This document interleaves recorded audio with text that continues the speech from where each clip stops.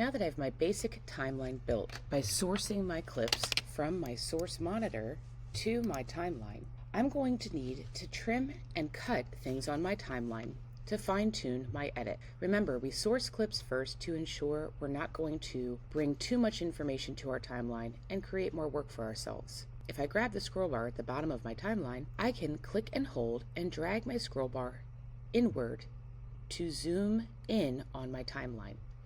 I do this so that I can see my video and audio track closer. This will help as I edit. I'm going to watch my timeline and edit if I see that I need to adjust something. When we cut interviews together, typically get our raw cut done, then we go in and fine tune.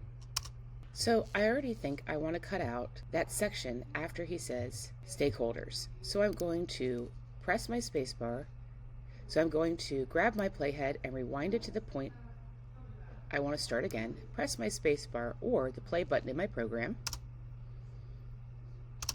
So I want to cut after he says stakeholders. Now because I already sourced this clip onto my timeline, I will edit it on my timeline. I'm going to use the razor tool since this clip is something I want to cut with something in between. I can click the razor tool in my timeline to use it, or I can press the C button, which is the hotkey for cut or razor tool.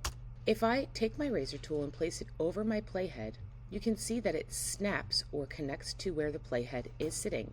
I can click my left mouse once to make the cut with my razor tool. Notice, now that I've made that cut, you can see, if you drag your playhead sideways, that there is a line separating those two clips.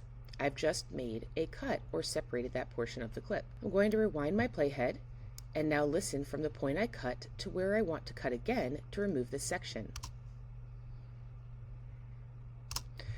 So I wanted to get rid of just the part that says internal and external. Now that I've let it play and found the part I want to cut again, I can press the C button or click my razor tool, and I will press one more time where my playhead has stopped. If I press my select tool or the V button, I can go back to that cursor and move my playhead.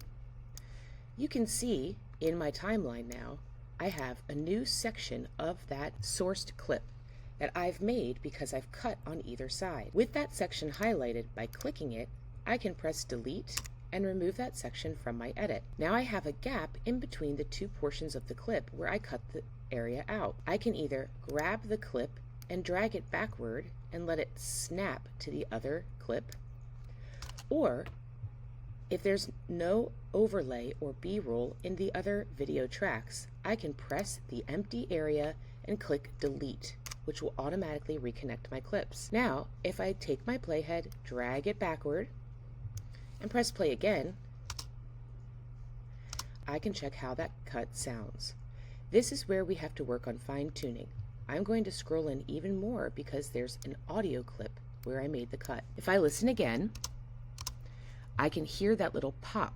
So I'm going to zoom in as much as I can and try to find where that happens and cut it. So I can use my cursor by hovering over the edge of my cut clip, and it will change to a red arrow pointing to either the right or left. This is my trim option. If I click and hold, I can drag and trim a small portion of just the edge of the clip. I cannot do this inside of a clip, and that's why we use the razor tool. Now I trimmed a little portion of that center of the clip. Because I'm so zoomed in, I did not even trim a full second. If you look at my time ruler, you can see I trimmed between 335 and 340. So I'm going to press the blank space, press delete, and listen again. There's still a little bit of an audio clip, so I would work to get rid of that sound to make the cut as polished as possible.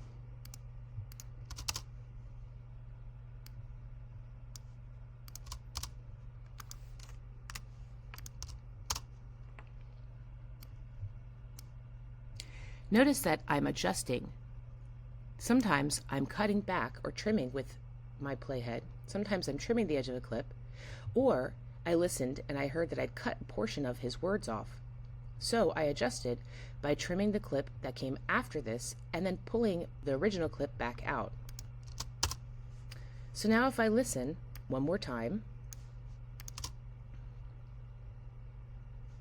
You can hear there's no more audio pop. This is what you will do to fine-tune portions of your edit, both for A-roll or the interview clips and B-roll or the demonstrative footage.